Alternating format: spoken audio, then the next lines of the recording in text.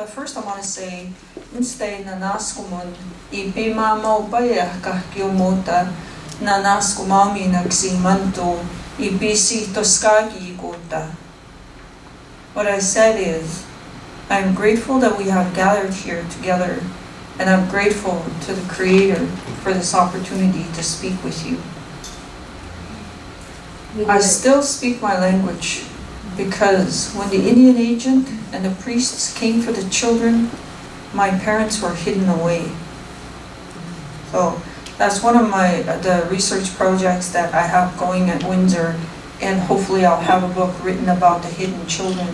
It's really good that we hear about the residential schools. That's powerful, and we should all know about that legacy and that horrible history.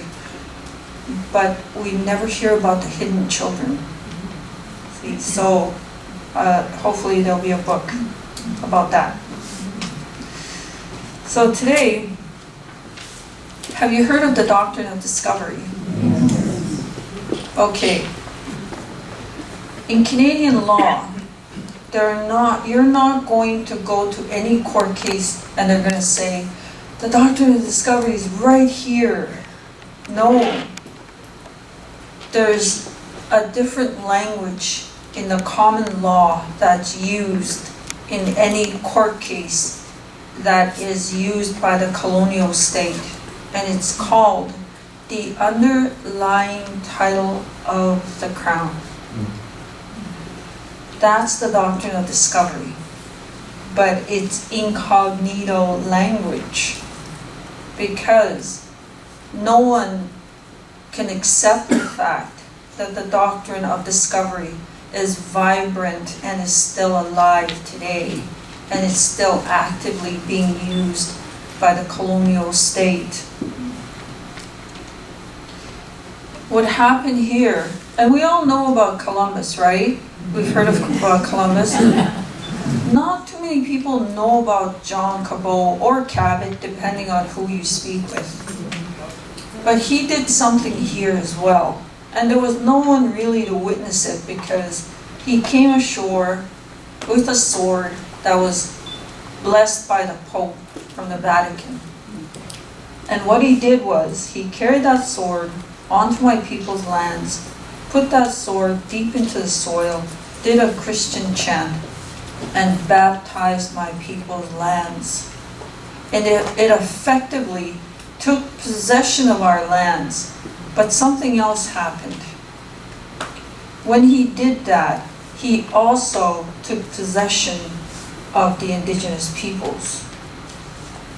That's important for you to hear that because that's still relevant today. Oh, here, this one is really important. That's a court case. Presumed sovereignty of the monarch crystallized. That's actual legal language that I'm telling you. The sovereignty of the monarch crystallized. So what that means is, if I was holding fairy dust and I went to you and I said, I have fairy dust, but you can't see it, but I can. But you have to believe me that I have fairy dust. And if enough generations of your children believe that I have fairy dust, it's going to become truth. And that's what happened to the crown's sovereignty. It's fairy dust. It came from the imaginations of white men. It's fairy dust. This is what happened. And it's a very bad my work. Obviously, I'm not a technical person, but I wanted to show that the original peoples of these lands have laws. We have laws, and they still exist today. And we had them at the time when we made treaty with the British monarchy. And then the Doctrine of Christian Discovery, 1497, with John Cabot, Cabot, Columbus, all of them, They put the swords to the soil, baptized our lands, and the original peoples from that moment forward were not considered human. Not considered human. Even if baptized, were considered baptized barbarians. And from there, from the Doctrine of Discovery came the Royal Proclamation. It became amalgamated with the Doctrine of Discovery in the 1700s. And then we see the language of dehumanization and domination coming out of the court cases.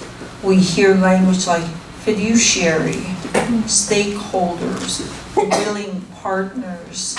That's all domination language. And when you begin to explore that dehumanization language, you catch on to it very quickly. When John Cabot came across the ocean with the sword that was baptized, that was blessed by the Pope, they actually named that sword. They put a name to the sword and they called it the Charter. They called that sword the Charter. With Columbus, they named us that particular sword the Royal Prerogatives. So all these swords had names. And then there's particular court cases which put a different name to the Doctrine of Discovery. The Johnson versus McIntosh case began to call the Doctrine of Discovery underlying title of the Crown. See, the language is starting to change.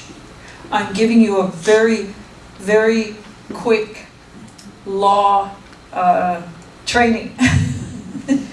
This is a very tiny snapshot of the history of how the language progressed. And then came the Indian Act, the British North America Act, and then the number of treaties. All of these things are connected to the Doctrine of Discovery.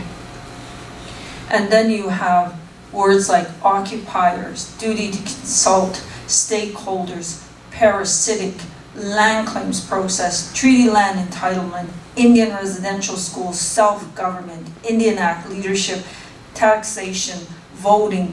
All of that is from the Doctrine of Discovery.